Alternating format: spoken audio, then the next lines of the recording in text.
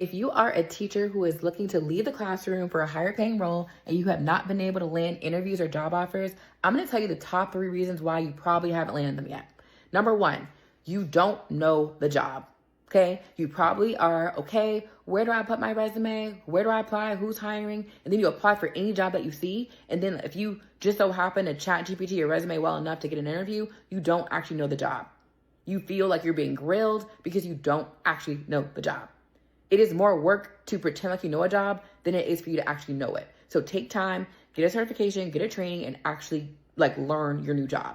Okay. Another place where people get caught up is 2, they don't believe they have the experience. So there's twofold. I have teachers who are like, oh, I have my degrees, I have the experience, I can do anything, but you are not articulating your experience in a way that recruiters actually understand, right? You cannot go into these interviews talking about your teaching experience when the role calls for customer success or the role calls for sales.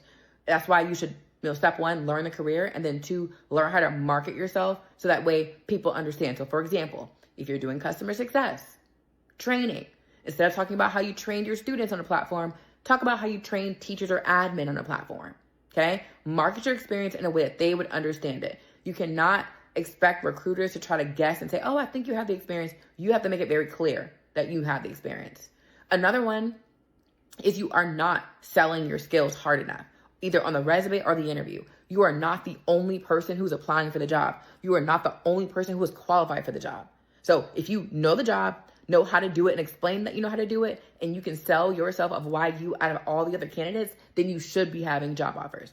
Okay? Let me know what questions y'all have in the chat. I do have an entire podcast called The Pretty Rich Teacher where I drop all the guidance that I wish I had when I was first transitioning. I now work as a career transition coach for teachers, women in education who want to make 6 figures in corporate careers. So make sure you check that out and let me know what questions y'all have in the comments.